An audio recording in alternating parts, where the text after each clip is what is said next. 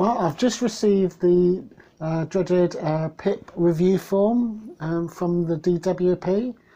Find out in this video my experience of filling it out.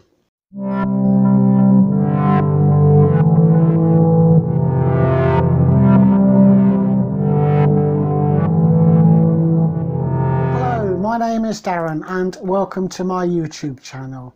In today's video I'm going to talk about filling out my PIP review form which I've received from the DWP. PIP, if you don't know, stands for Personal Independence Payment and is a disability benefit that you get from the government. And in this video I'm just going to talk about my experiences of filling it out. Right, so what I've done to make it easy is downloaded a draft PIP review form from the government website. It just makes it easier to go through rather than trying to fill my own PIP review. I filled it out anyway, and I thought I'd go through what sort of questions you have to fill out. First of all, I'd just like to say I found it quite demoralising and very stressful and depressing filling this form out, and it's heartbreaking that you have to fill out this form to prove that you're disabled, to prove that you're ill, to prove that you're sick. It's just very stressful and demoralising, and just really winds me up what you have to go through just to get a little bit of money. Anyway, let's go through the form that you have to fill out just to give you an idea of what we have to do just to get a bit of money for ourselves. So first bit is just basically putting your name and national insurance number, sign and date it. That's pretty straightforward. Then section 2 is about your health, condition or disability. So in here you have to put in your GP, your hospital consultant or nurse or any other health professional details. Put their address and phone number in that section. For me, I put in my kidney unit. Next bit is you have to list all your current health conditions or disabilities, including any existing conditions and any new conditions. So for me that's quite a long list, so I filled that section out quite nicely. Then similarly you have to put what medications you're currently taking. I ran out of room, so I had to write right below it. So as I take quite a lot of medications. So next section is about any treatments, therapy or surgery since we looked at your reward. So yeah, again it's pretty straightforward. Next bit is about any hospital admissions since we last looked at your claim. So you get the idea. You're basically filling out your life story, filling out one of these forms, and you know it does take a while to fill out.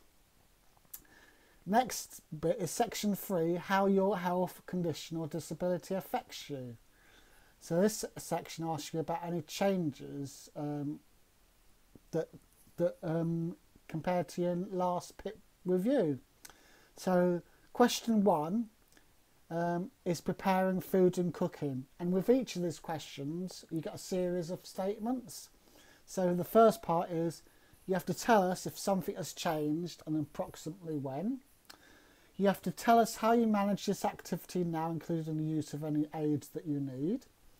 And then you have to tell us about any changes to the help you need or the help you get from another person. I found this part of the form quite hard to fill out because I don't really know what to put. So as I said, question 1 was preparing food and cooking. Question 2 is eating and drinking. Question 3 is managing treatments, taking medication and monitoring your health condition. Question 4 is washing and bathing. Question 5 is managing toilet needs or incontinence. Question 6 is dressing and undressing. Question 7 is speaking to people, hearing and understanding what they say and being understood. Question 8, reading and understanding signs, symbols and written words. Number 9, mixing with people. Number 10, making decisions about spending and managing your money. Question 11, planning and following a route to another place. And finally, number 12, moving around. So for each of these questions, they assign you a score, and depending what score you get will depend on what benefit you will get. And as I said before, I filled this form out and I found it quite demoralising, stressful and just depressing filling out. I hate just talking about myself, and I hate it, and it's horrible having to fill this form out just to prove that you're ill, to prove that you're sick, and it's just the indignity of it. I just hated it. Anyway, next part is the Motability scheme. You just have to click whether you want to be part of it or not.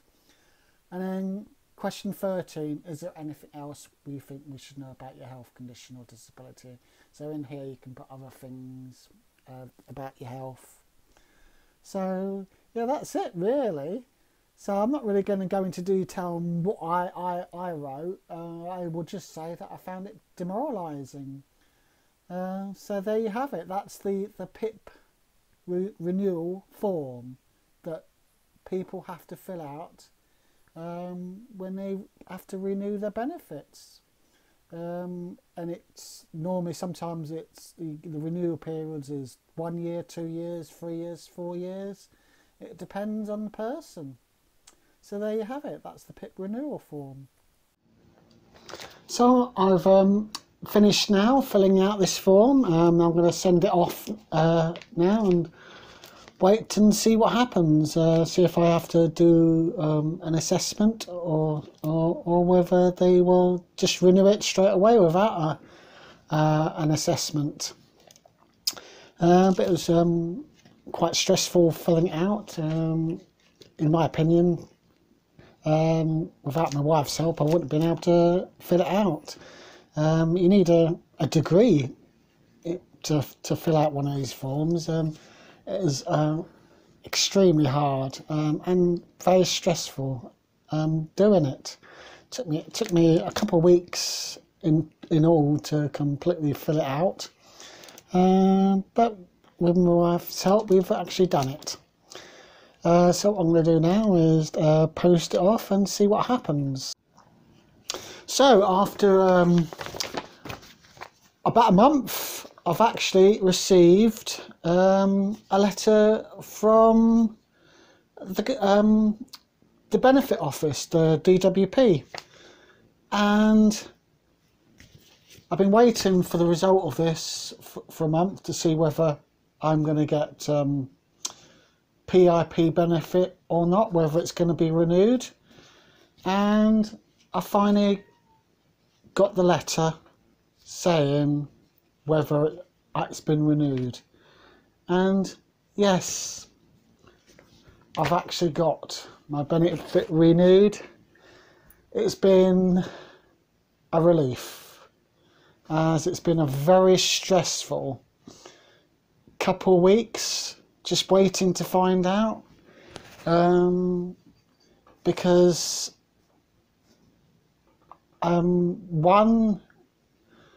the money to the car, because with the with PIP benefit, it also goes towards car, which is on Motability.